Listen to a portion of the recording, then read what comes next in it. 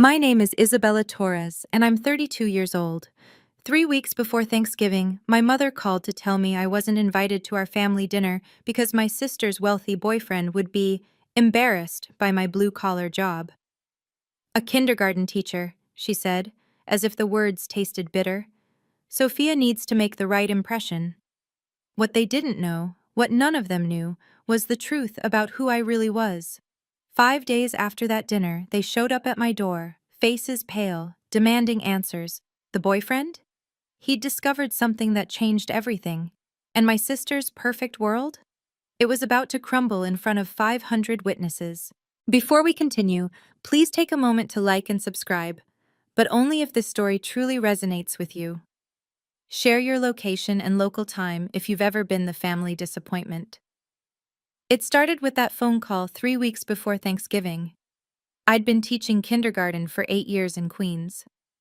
My one-bedroom apartment cost me half my salary, but I loved my work. 25 5-year-olds called me Miss Bella, and their sticky-fingered hugs were worth more than any paycheck. My sister Sophia would disagree. Sophia lived in a Manhattan penthouse that cost more per month than I made in 3. As marketing director for a boutique firm, she collected Hermès bags like I collected children's drawings. Her Cartier tank watch, a small bonus, she'd called it, cost more than my car. Our mother's Facebook featured Sophia exclusively. My daughter just closed another $1 million deal. Or, Sophia's presentation to the board was brilliant. I appeared in exactly 3 photos over the past 5 years, always in the background. Isabella's smart enough, Mom would tell her friends, but she lacks ambition. Some people are meant for simpler things. The family hierarchy was established early. Sophia got the master bedroom in our childhood home. I got the converted attic. Sophia's achievements covered the refrigerator. Mine went in a drawer. "We don't want her to feel bad," Dad would whisper, sliding my honor roll certificate out of sight whenever Sophia brought home anything less than perfect. But I had a secret, one I'd kept for 2 years, since Grandma Eleanor died. The woman who raised me more than my parents ever did, who spent her final months holding my hand while Sophia was too busy to visit. Eleanor Torres, who everyone thought was just a retired bookkeeper living on Social Security. They had no idea about the papers in my safe. No idea about the empire she'd built in shadows, or why she'd chosen me to guard it. "His name is Marcus Stone," Sophia announced during our October family Zoom call. "He's an entrepreneur, philanthropist, the kind of man who changes the world." My mother practically squealed. "Stone? The Stone Foundation stone?" "The very same," Sophia preened, angling her laptop to show more of her penthouse backdrop. "We met at the Waterford Crystal exhibition. He said I had excellent taste." I almost choked on my tea. Marcus Stone, of course I knew that name. But I kept my expression neutral, my kindergarten teacher's smile firmly in place. "He must be quite successful," Dad ventured, already calculating son-in-law potential. "Successful?" Sophia laughed, that tinkling sound she'd perfected at her Swiss finishing school. "Daddy, he manages hundreds of millions in charitable funds.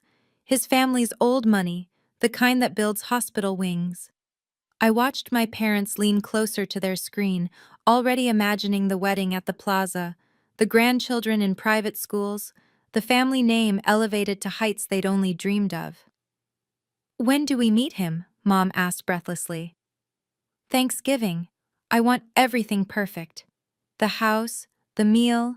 Sophia paused, her eyes finding mine through the screen. "The guest list." There it was, that look I'd seen 1,000 times before, the one that said I was a problem to be managed. I thought of Grandma Eleanor then, those long afternoons at Sunny Meadows nursing home, where she'd lived her last 2 years by choice, not necessity. "People show you who they are when they think you have nothing," she told me, her weathered hands still elegant as she signed documents I helped her review. "Remember that, Isabella, especially with family." She'd been right about so many things, about keeping quiet, about letting people underestimate you, about the power of patience. I had no idea then how soon I'd need all 3 lessons, or that Marcus Stone, the man my sister was so eager to impress, was about to become the key to everything. Grandma Eleanor understood me in ways my parents never tried to. While they fawned over Sophia's MBA pursuits, Eleanor would sit with me in her modest room at Sunny Meadows, teaching me about compound interest and charitable tax law over afternoon tea. "Your sister collects handbags," she'd observed once, watching Sophia's Instagram story. "You collect hearts. Which do you think lasts longer?" Eleanor Torres had built her fortune quietly, anonymously. No one knew the Eleanor Torres Foundation existed, let alone that it controlled 40 million in assets. She'd started with nothing, a widow at 30 with 2 kids working 3 jobs. By 70, she was secretly funding scholarships, food banks, and teacher support programs across New York. Sophia visited once this year, Eleanor had noted 6 months before she died. Stayed 12 minutes, asked about my will at minute 10. I'd been there every Sunday for 2 years. Not for money, I hadn't even known about it, but because she was the only family member who saw me. Really saw me. "The papers are with Whitman and Associates," she'd told me that last month, her voice still strong despite the cancer. "Everything's arranged.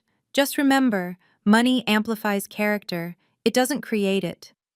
I thought she meant a few $1,000s, maybe her jewelry. I'd signed papers as her healthcare proxy, thinking I was just helping with medical decisions. 2 weeks after her funeral, James Whitman himself had called me. That's when I learned about the foundation, the board position, the conditions attached to every penny of the family inheritance. "Your grandmother was very specific," he'd said, sliding documents across his mahogany desk. "She believed in testing character when people didn't know they were being tested." I'd kept it all secret for 2 years, waiting, watching. Now, finally, the test was about to begin. The call came November 3rd, 3 weeks before Thanksgiving. Mom's contact photo, her and Sophia at the Hamptons, lit up my phone during my lunch break. "Isabella, about Thanksgiving," she started without preamble. "We've had to make some adjustments." I set down my peanut butter sandwich. "Adjustments? You won't be coming this year?" The playground outside my classroom window was full of children laughing. I focused on their joy while my mother explained my exclusion. "Marcus is from a very prominent family. Sophia needs to make the right impression and—" She paused, gathering courage for cruelty. "Your job might give the wrong idea about our family's standing." "My job, teaching children. You know what I mean. It's so blue collar. Marcus mingles with CEOs, investors, people who matter. What would you even talk about? Finger painting?" I heard Dad clear his throat in the background. He was on speaker, complicit in his silence. "Is this Sophia's request or yours, Mom? Does it matter? We all want what's best for Sophia's future. This could change everything for our family." I could hear it then, Sophia laughing in the background, not even trying to hide her presence. "Just to be clear," I said, my teacher voice perfectly steady, "you're uninviting me from Thanksgiving because my career embarrasses Sophia? Don't be dramatic. It's just one dinner. Next year will be different, once they're engaged." "I understand." "You do?" Mom sounded surprised, maybe even disappointed I wasn't fighting. "Perfectly. Give everyone my best." I hung up before she could respond. My hands weren't even shaking. Grandma Eleanor had taught me that too. Never let them see you bleed. My phone buzzed immediately. A text from Sophia. "It's nothing personal. You understand, right? This is my shot at real happiness." I didn't respond. But I did open my safe and pull out a folder labeled Eleanor Torres Foundation, Succession Protocols. Inside, a sticky note in Grandma's handwriting. "When they show you who they are, believe them." Sophia called an hour later, probably worried my silence meant rebellion. "I knew Mom would make it sound worse than it is," she began, her voice dripping false concern. But Isabella, be realistic. You make 40,000 a year teaching snot-nosed kids. Marcus's watch costs more than that. I'm aware of income disparities, Sophia. Are you? Because sometimes I wonder if you understand the real world. The world I'm entering, Marcus's world. It's all about connections, influence, power. What would you contribute?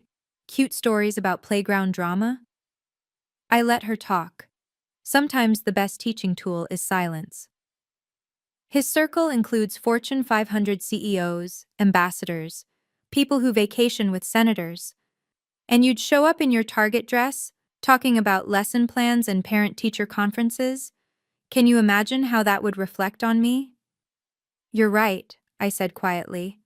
I don't belong in that world. Finally, some sense. Look, it's not forever.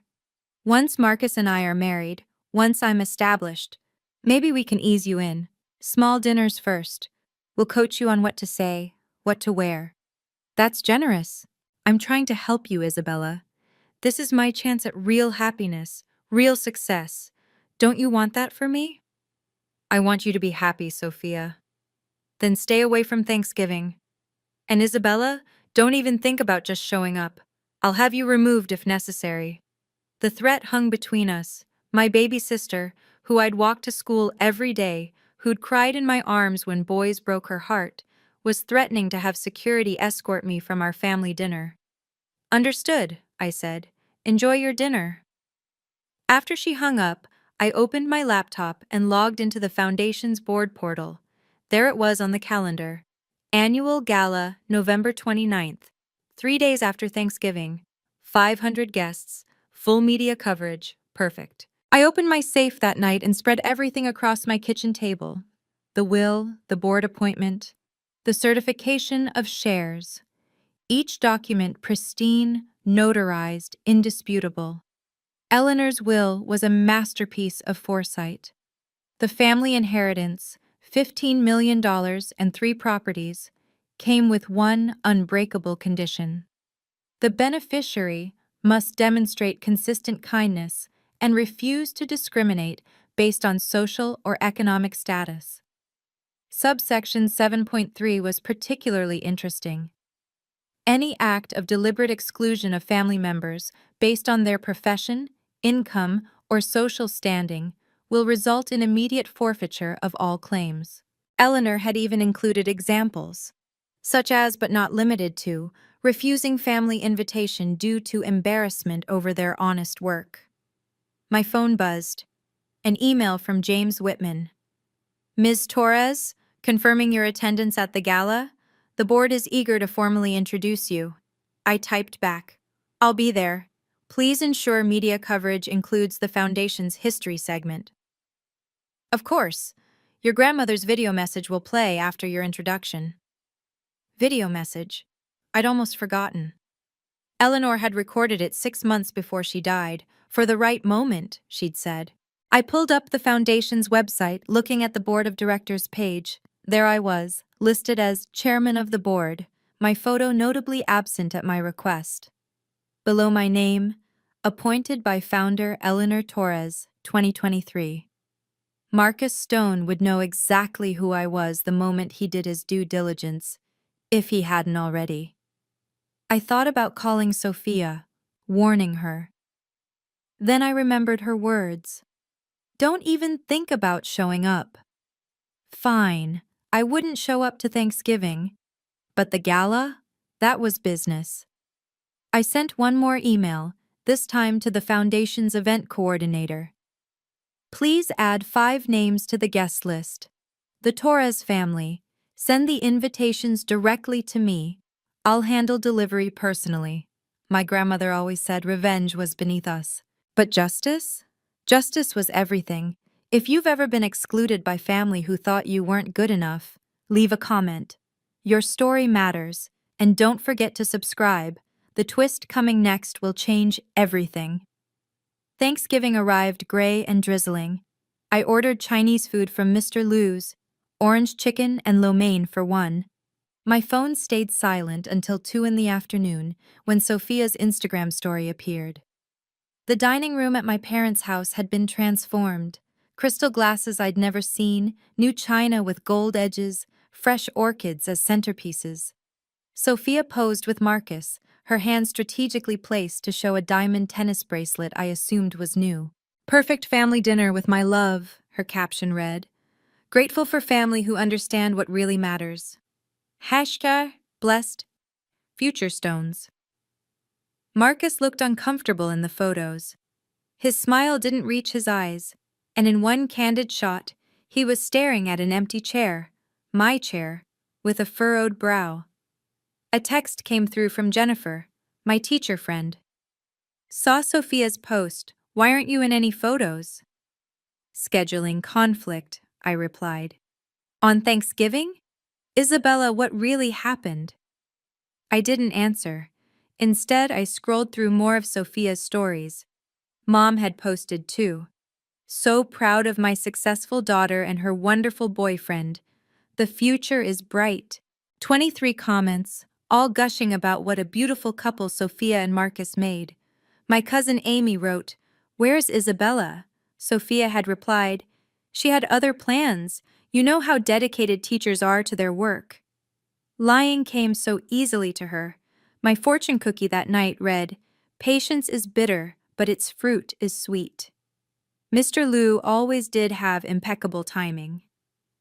I folded the fortune and tucked it into my wallet, next to the gala invitation I'd be hand-delivering soon. 3 days. 72 hours until everything changed. My phone buzzed once more. An unknown number. I almost didn't answer, but something made me swipe. "Isabella Torres?" The voice was professional, careful. "Yes? This is Marcus Stone. We need to talk." I didn't have to wait long for the conversation with Marcus to bear fruit. 5 days after Thanksgiving, at 7 in the morning, someone pounded on my apartment door like they were trying to wake the dead. Through the peephole, I saw my parents. Mom's usually perfect hair was disheveled. Dad's face was red, either from anger or the 3 flights of stairs. I opened the door in my teaching clothes, khakis and a cardigan with alphabet buttons. "Good morning." "What did you do?" Mom pushed past me without invitation. "What did you say to Marcus?" "I haven't spoken to Marcus." Not a lie. He'd done all the talking during our brief call. "Don't play dumb." Dad slammed the door behind him. "He broke up with Sophia yesterday at brunch in public." I poured myself coffee, noting neither parent had ever visited my apartment before. It took a family crisis to get them here. That must be upsetting for her. "Upsetting?" Mom's voice climbed octaves. "He walked into the foundation office and saw your portrait. Your portrait, Isabella, as chairman of the board." Ah, so that's how he'd found out. "Why didn't you tell us?" Dad demanded. "How could you hide something like this? The same way you hid uninviting me to Thanksgiving?" "That's different," Mom started. "Is it? You didn't want me there because my job embarrassed Sophia. Because I'm too blue-collar for her rich boyfriend. Your words, Mom." "Sophia's devastated. She says you sabotaged her on purpose." "I did nothing. Marcus discovered the truth on his own." "Fix this," Dad ordered, using his bank VP voice. "Call Marcus. Tell him you'll resign, whatever it takes." "No." "No?" Mom's face went pale. "Your sister's happiness meant more to you than my dignity. I understand. But I won't lie or resign to fix what Sophia broke herself." "You want to know the whole truth?" I set down my coffee. "Come to the foundation gala tomorrow night. Everything will be explained." "What gala?" I handed them the embossed invitations I'd been saving. "The Eleanor Torres Foundation Annual Gala. Black tie, 8 o'clock. The Ritz-Carlton." Mom stared at the invitation, at Grandma's name in elegant script. "Mother's Foundation? Bring Sophia. She'll want to hear this." They left clutching those invitations like lifelines or maybe grenades. The family assault began within hours. Sophia arrived at my school during afternoon pickup, mascara streaking her cheeks despite her waterproof claims. "How could you?" she wailed, not caring that parents were staring. "You've always been jealous of me." "Sophia, I'm working." I guided my last student to her mother, maintaining my professional smile. "You poisoned him against me, told him lies." "I've never spoken to Marcus about you." "Liar." "He said he can't be with someone who's ashamed of their own family. Where would he get that idea?" "From you," I thought, but didn't say. Mom called while Sophia was still ranting. "Your father and I have discussed this. You need to step down from whatever position you have. Sophia deserves this chance at happiness. And I deserve to spend Thanksgiving with my family." "That's petty, Isabella. We're talking about Sophia's entire future." "No, we're talking about consequences." Dad took the phone. "Be reasonable. Sophia has worked hard for her success. And I haven't? Teaching kindergarten isn't the same as—" I hung up. Sophia grabbed my arm. "I'll contest the will. I'll prove you manipulated Grandma." "With what evidence?" "She had dementia.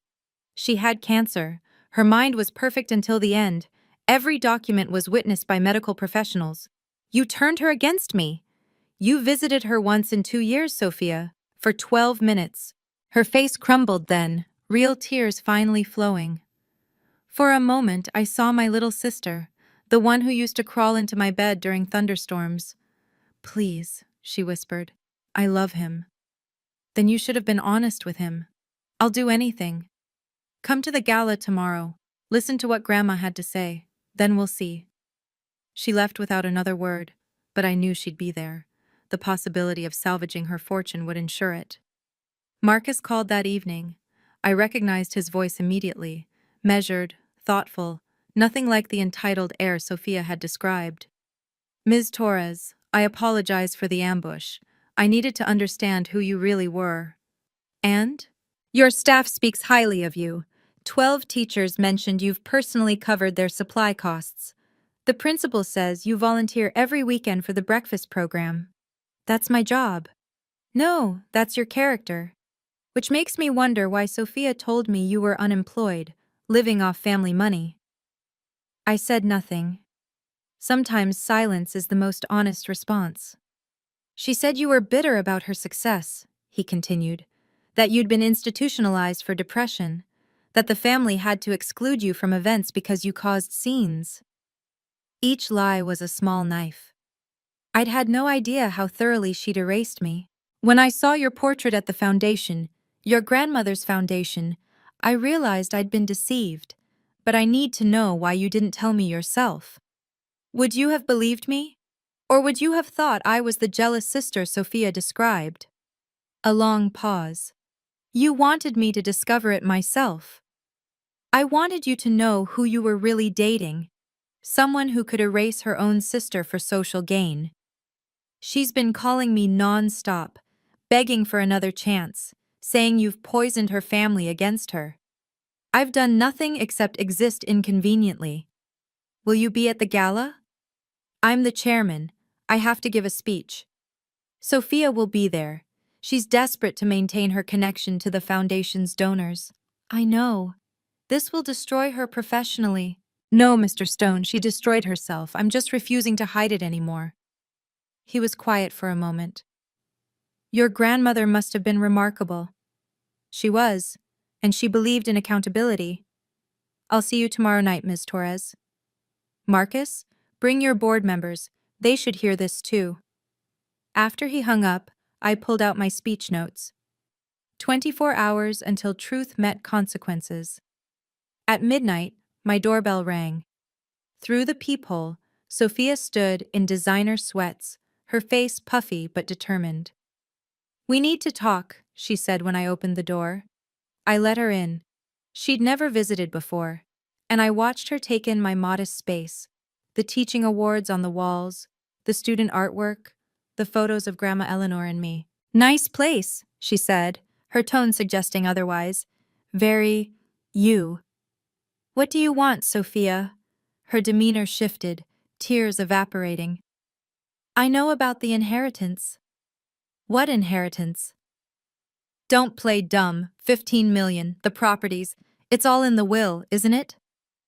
How would you know that? I have friends at Whitman and Associates. Illegal, but unsurprising. And? I'm the rightful heir. I'm the one who represents this family professionally. I'm the one who needs it. For what? More Hermes bags? For my life. Do you understand what circles I move in? The people I have to keep up with? You wouldn't understand. You're happy being nobody. I'm happy being myself. God, you're sanctimonious. She stood, pacing, just like Grandma, always judging me for wanting more. She never judged you, Sophia. She just saw you. What's that supposed to mean? Come to the gala. You'll understand. I'll contest the will. I'll say you exerted undue influence. Try it. She stepped closer, her voice dropping. Or we could make a deal. You resign from the foundation, support my claim to the inheritance, and I'll make sure you're taken care of. $1 million. Tax-free. No. 2 million. Sophia, there's something you should know. Grandma left a video message for the gala. Her face went white. What kind of message? The kind that explains everything, including why she made the choices she did. You've seen it? Tomorrow, everyone will. She left without another word, but her perfume lingered. Tom Ford, expensive and suffocating, just like her love. The morning of the gala, I sat in my empty classroom, staring at Eleanor's photo on my desk. Was I doing the right thing? Or was I just being vindictive? My phone had 37 missed calls. Extended family, mutual friends, all suddenly interested in my life. The family group chat, which I'd been removed from months ago, had apparently exploded. Cousin Amy sent screenshots. Isabella is trying to steal Sophia's inheritance. She manipulated Grandma. Always knew she was bitter about being the failure. Failure, because I taught children instead of selling luxury brands to people who didn't need them. I nearly called James Whitman to cancel everything. Let Sophia have the money. Let my parents have their golden child. Let me fade back into the background where they'd always preferred me. Then I looked at my wall of student photos. 25 bright faces who believed Miss Bella could do anything. Who didn't care that my car was 10 years old or my clothes came from Target. I opened my desk drawer and found the note Grandma had slipped me that last day. Stand up for what's right, even if you stand alone. I'm trying, Grandma, I whispered. My phone buzzed. A text from Marcus. The foundation's major donors are all confirming attendance. Whatever you're planning, it's going to have an audience. Another from James Whitman. Video equipment tested, legal team on standby. Your grandmother would be proud. 6 hours until the gala. I looked at my dress hanging on the door, navy blue, simple, borrowed from Jennifer. Nothing like the designer gowns that would fill that ballroom, but I'd learned something from Grandma Eleanor. It's not the dress that matters, it's the documentation in your briefcase. And mine was bulletproof. The gala is about to change everything. If you want to see how this ends, make sure you're subscribed with notifications on. You won't want to miss what happens when truth meets power. 3 hours before the gala, I met James Whitman at his office. The conference table was covered in documents, each one tagged and numbered. Your grandmother was meticulous, he said, adjusting his wire-rimmed glasses. Every contingency covered, every loophole closed. She knew this would happen? She suspected. Your sister's behavior patterns were consistent. He pulled out a tablet. The video message is cued. She recorded it 6 months before she passed in front of 3 witnesses, myself, Dr. Patterson, and Judge Reynolds. All verifying her mental capacity? Crystal clear. She even took a cognitive assessment that morning, scored perfect. The other board members arrived. Mrs. Stone, no relation to Marcus, Dr. Williams, and Ms. Rodriguez. Each had worked with Eleanor for years, funding scholarships and food programs across the city. We're behind you, Isabella, Mrs. Stone said firmly. Your grandmother chose well. The media will be there, Dr. Williams added. 3 major outlets confirmed. This will be public. That's the point, I said. No more hiding. No more secrets. James handed me an envelope. The board meeting minutes from when you were appointed. Your sister's going to claim manipulation. This proves the board voted unanimously. Based on what? Your grandmother's recommendation, but also your own work. Did you know she had you investigated? Every volunteer hour, every dollar you spent on students, every weekend at the food bank. It's all documented. I hadn't known. Even in death, Eleanor was still teaching me about preparation. One more thing, James said, pulling out a sealed folder. If Sophia challenges the will, this gets opened. Your grandmother called it the nuclear option. What's in it? I don't know. She sealed it herself, but she said it would end any contest immediately. I tucked it into my briefcase, hoping I'd never need it. My phone buzzed. Sophia. I'll be there. We're going to settle this once and for all. Yes, I thought. We certainly are. By 5 o'clock, Sophia had launched her campaign. Instagram, Facebook, even LinkedIn, all featuring the same narrative. Her jealous, unstable sister trying to steal family money through elder abuse. Some people can't stand to see others succeed, she'd written. Mental health issues are serious, and I hope Isabella gets the help she needs. The comments poured in, her carefully cultivated network rallying to her defense. Marketing executives, fashion bloggers, the wellness influencers she'd courted, all echoing her pain at being betrayed by family. Mom called, furious. What have you done? Sophia's reputation is everything to her. And my dignity meant nothing to you. Stop this vendetta. Call off whatever you're planning. Come to the gala, Mom. 8 o'clock. Sophia says you're going to humiliate her. No, I'm going to tell the truth. Dad took the phone. Isabella, be reasonable. We're a family. Are we? Because families don't uninvite each other from holidays for being too poor. Silence. Then, that was a mistake. We see that now. Only because I have something Sophia wants. I hung up and turned off my phone. The noise didn't matter anymore. Jennifer arrived with my dress and makeup bag. You sure about this? They excluded me for being a teacher. Called my job embarrassing. Said I'd humiliate them in front of Marcus's important friends. And now? Now they'll learn that Grandma's important friends have been funding teachers all along. That the foundation they're so desperate to access exists specifically to support the people they look down on. Poetic justice. Just justice. With documentation. I looked at the clock. 2 hours until curtain. 2 hours until 28 years of being the family disappointment finally meant something. Help me with this zipper? I asked Jennifer. It's time to stop hiding. An hour before the gala, I stood in the Ritz-Carlton's preparation room, reviewing my speech one last time. The invitation list glowed on my tablet. 500 confirmed, including every major philanthropist in the city. James Whitman knocked and entered. The Times is here, the Journal too. They're intrigued by the mysterious announcement promised in the invitation. Good. Your family arrived 10 minutes ago. Your sister is making an entrance. Through the door's window, I glimpsed Sophia in a scarlet Oscar de la Renta gown, working the room like she owned it. Mom and Dad flanked her, their formal wear impeccable, their discomfort visible only if you knew where to look. She's telling people she's about to be named to the board, James said quietly, that tonight is her formal introduction to society. In a way, she's right. Marcus entered with his delegation, 5 board members from Stone Industries, all in conservative black tie. He caught my eye through the window, nodded once.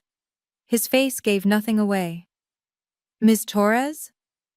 A young woman with press credentials approached. Sarah Stone from Channel 7.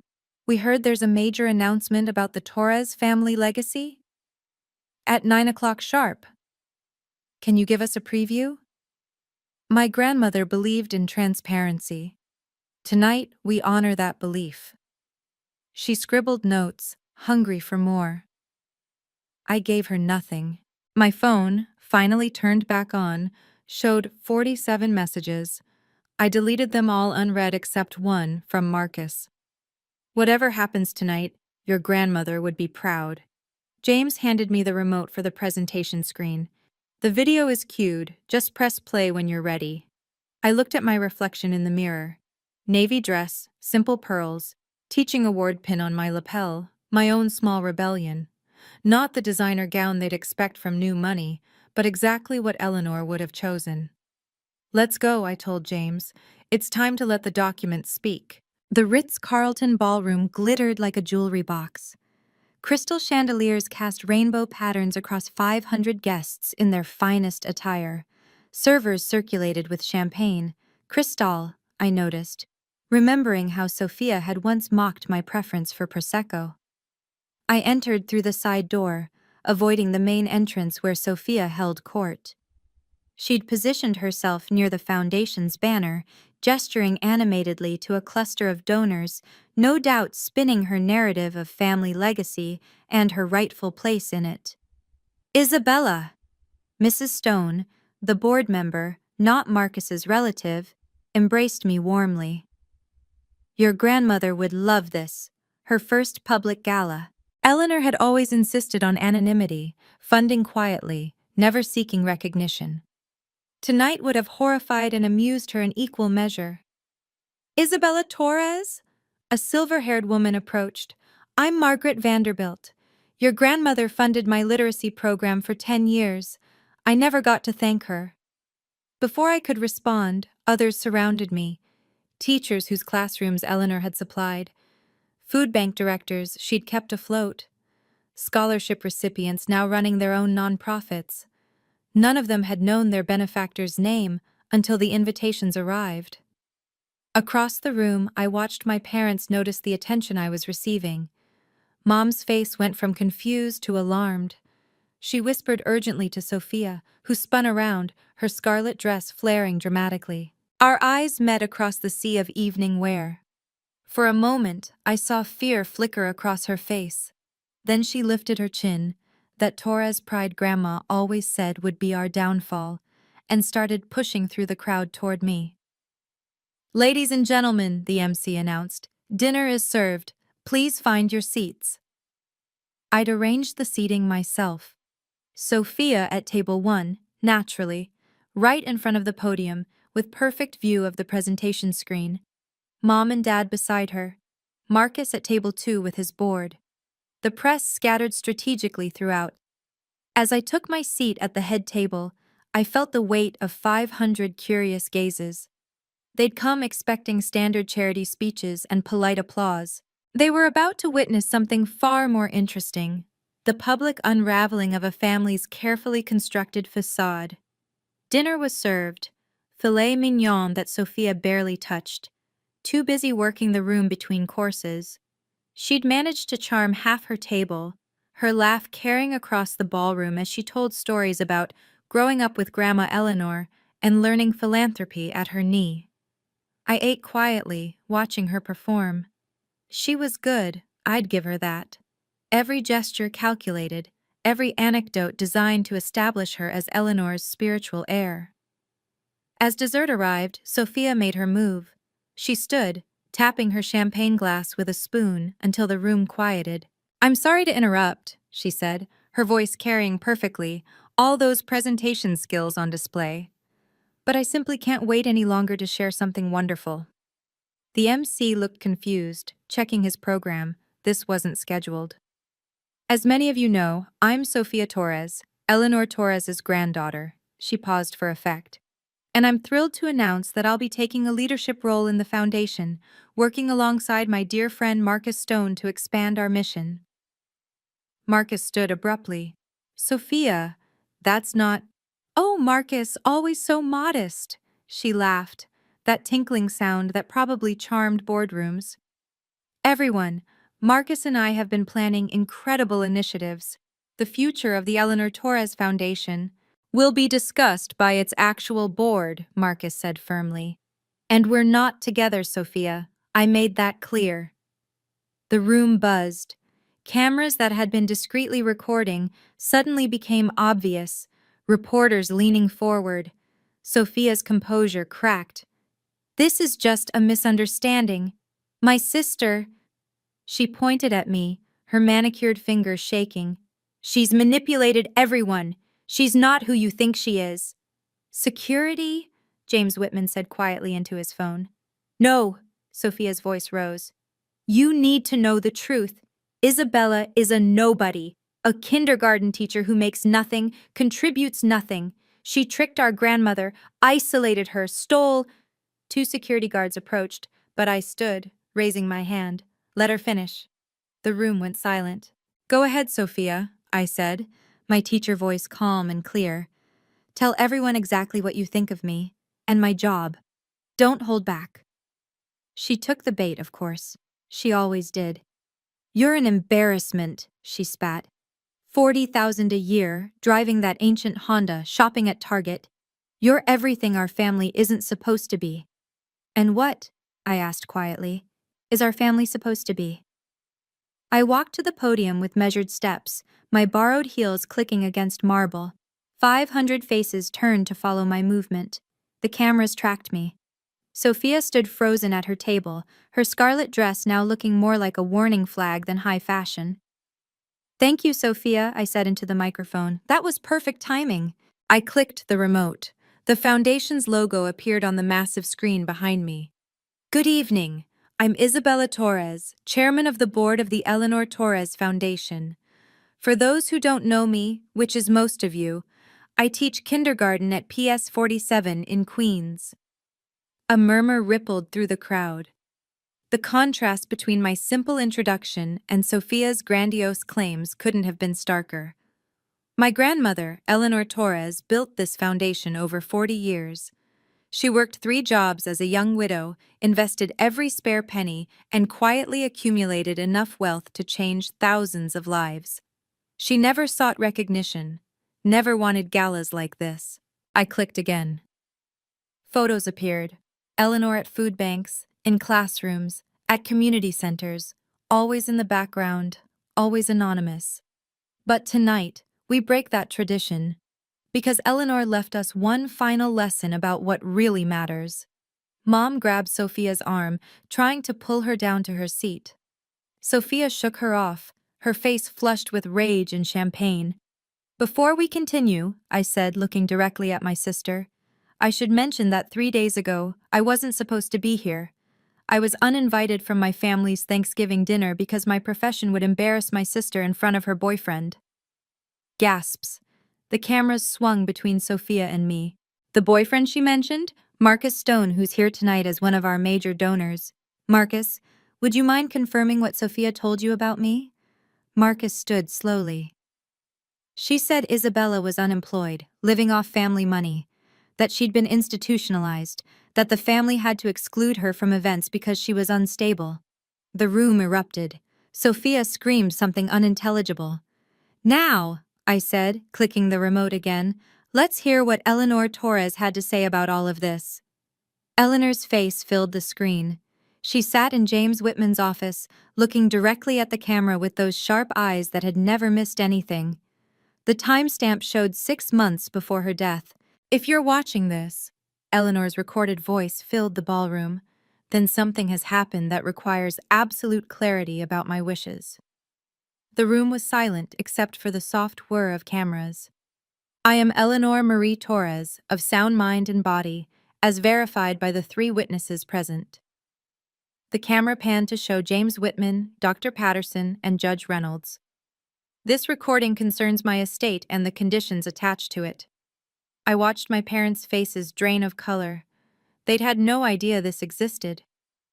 "My estate consists of $15 million in liquid assets, 3 properties in New York, and controlling interest in the Eleanor Torres Foundation. This inheritance comes with one unbreakable condition." Eleanor paused, her eyes seeming to look directly at Sophia. "The beneficiary must demonstrate consistent kindness and refuse to discriminate based on social or economic status. This includes, and I'm being specific here, never excluding family members because of their profession or income level." Sophia stood up, shaking. This is fake. This is. Sit down, Miss Torres, Judge Reynolds said from table 3. I witnessed this recording personally. Eleanor continued. If my primary beneficiary violates this condition through witness discrimination, documented exclusion, or public dismissal of working-class professions, they forfeit all claims immediately and permanently. The screen split. On one side, Eleanor. On the other, screenshots appeared. Sophia's texts about my embarrassing job. The Facebook posts Mom made about excluding me. The Instagram story. Perfect family -1. My granddaughter Sophia, Eleanor's voice was sad but firm, has shown a pattern of valuing wealth over family, status over substance. If she has excluded Isabella for being a teacher, a profession I deeply respect, then she has failed my test. No! Sophia lunged toward the screen, but security held her back.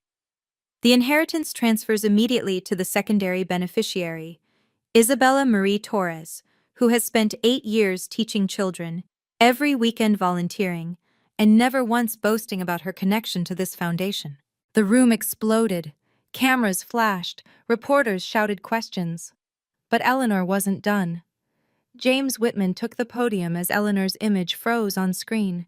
He carried a leather portfolio, his movements precise and lawyerly. Ladies and gentlemen, as executor of Eleanor Torres's estate, I'm required to confirm the legal standing of what you've just witnessed. He opened the portfolio, revealing documents tagged with legal seals. On November 23, 2024, Thanksgiving Day, Sophia Torres sent these messages to her sister. He clicked the remote. The texts appeared, each one time-stamped. Your blue-collar job would embarrass me. Stay away from my real family. You're everything our family shouldn't be. These messages, sent voluntarily and documented through cellular records, constitute clear violation of Section 7.3 of Eleanor Torres's will. Those were private, Sophia shrieked. Posted to Instagram, actually, James corrected, showing the screenshot. Very public. Additionally, we have this email from Mrs. Linda Torres to extended family, explaining that Isabella was excluded from Thanksgiving because her profession wasn't, quote, appropriate for the company they were keeping. Mom stood up, wobbling. We didn't know about the will. Irrelevant. The condition isn't dependent on your knowledge. It's dependent on your character. Dr. Patterson stood from his table. I performed cognitive assessments on Mrs. Torres monthly for her last year. Every score was perfect. She was sharper at 90 than most people at 50. Judge Reynolds added. The will was filed with the court 2 years ago. It's been reviewed by 3 separate legal teams. It's ironclad. James pulled out another document. As of this moment, Sophia Torres has forfeited all claims to the Eleanor Torres estate, the full inheritance, $15 million, the Manhattan brownstone, the Hamptons cottage, the Vermont cabin, and controlling interest in this foundation, transfers to Isabella Torres. He turned to my parents. You were named as potential trustees with an annual stipend of $50,000. However, your participation in the discrimination disqualifies you as well. Dad collapsed into his chair. Mom was crying, mascara streaming. This is theft, Sophia screamed. I'll sue. You'll lose, James said simply. Your own words convicted you. Sophia's meltdown was spectacular, even by her standards. She grabbed a champagne flute and threw it at the screen, where Eleanor's frozen image seemed to watch with disappointment. The glass shattered harmlessly against the projection surface. You planned this! She whirled on me, her designer dress tearing at the seam as she moved. You manipulated her. You turned her against me. I visited her, I said quietly, the microphone catching every word. Every Sunday for 2 years. You came once. I was building my career. I had important things. More important than family? I asked. That's what you told Mom, isn't it? That Marcus and his connections were more important than having your sister at Thanksgiving? You don't understand business. You don't understand anything. You're just a teacher. Just a teacher. I let the words hang. The same profession as Mrs. Davidson here, who Grandma funded for 20 years, Mr. Martinez, whose classroom she supplied, Ms. Washington, whose students she sent to college. I gestured around the room. Half the people here are teachers, social workers, nonprofit directors, the very people you consider beneath you. Marcus stood. Sophia, you told me your family was in finance, that your grandmother was a society matron. You lied about everything. For you, Sophia turned on him, to fit into your world. My world, Marcus laughed bitterly. My foundation exclusively funds working-class initiatives. My mother was a seamstress, my father drove a taxi. I built my wealth to lift others up, not to separate myself from them. He looked at me. Your grandmother and I had the same values. That's why we partnered. Partnership? Sophia's voice cracked. What partnership? The Stone Foundation is cutting all ties with your company, Marcus announced. Effective immediately. We don't work with people who discriminate against the communities we serve. The dominoes fell fast. 3 other major donors at nearby tables stood, announcing they too were severing relationships with Sophia's firm. Her phone, sitting on the table, lit up with what I assumed were panicked calls from her business partners. You've destroyed me, she whispered, finally understanding. No, Sophia. You destroyed yourself the moment you decided I wasn't good enough to sit at your table. I returned to the podium, waiting for the chaos to settle. Security had moved closer to Sophia, but she'd collapsed into her chair, sobbing into her hands while Mom rubbed her back ineffectively. I want to be clear about something, I said, my voice steady. I never wanted the money. I didn't know about the will's conditions until after Grandma died. I kept quiet because I wanted my family to show me who they really were when they thought I had nothing to offer. I clicked the remote. A new slide appeared. The Eleanor Torres Equal Dignity Initiative. Tonight, I'm announcing that the entire $15 million inheritance will be donated to the foundation. It will fund a new program specifically for underpaid essential workers, teachers, caregivers, social workers, people like the ones my family thought weren't good enough. Applause erupted. Cameras flashed. The properties will be converted into affordable housing for educators in New York City. No teacher should have to choose between their calling and a living wage. More applause. I saw teachers in the audience crying. Sophia, I addressed my sister directly. You're not cut off. I'm offering you a position with the foundation. Volunteer position, of course. 20 hours a week, working directly with the communities you've dismissed. You can learn what Grandma knew, that dignity isn't determined by income. You're humiliating me, she hissed.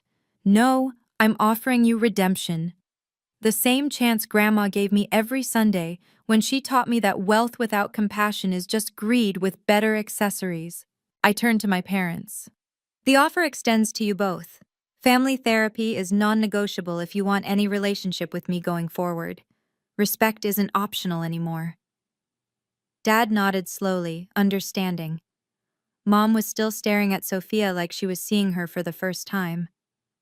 One last thing, I said, pulling out the sealed envelope James had given me. Grandma left this, called it the nuclear option if anyone contested the will. Should I open it, Sophia? My sister shook her head violently, terror replacing anger. Whatever she suspected was in there, she didn't want it public. Then we're done here. The media coverage was swift and brutal. By morning, heiress loses millions over Thanksgiving snub was trending. The New York Times ran a feature. When snobbery costs $15 million, a modern morality tale. Sophia's marketing firm lost 7 major clients in 48 hours. Her Instagram, once carefully curated with luxury and success, was flooded with comments calling her out for elitism and cruelty. She deleted her accounts by day 3. My parents came to my apartment a week later, looking older, smaller somehow. Dad spoke first. We failed you. Both of you, actually. We created this dynamic. We thought success meant money, Mom added quietly. Your grandmother tried to tell us otherwise, but we didn't listen. Are you willing to do the work? I asked. Real therapy, not just apologies? They agreed. Dr. Kim, who specialized in family dynamics and class issues, would see us weekly. Marcus and I met for coffee to discuss the foundation's future. Your grandmother would be proud, he said. You handled that with more grace than I would have. She taught me that revenge makes you smaller. Justice makes you stronger. What about Sophia? She moved to Chicago, got a job at a non-profit, the only place that would hire her. Makes $35,000 a year now. Ironic. Educational. She sent a letter last week. First honest thing she's written to me in years. I didn't tell him I hadn't opened it yet. Some wounds need time before you test their healing. The Foundation's first initiative launched a month later, emergency grants for teachers facing eviction. We funded 300 in the first week.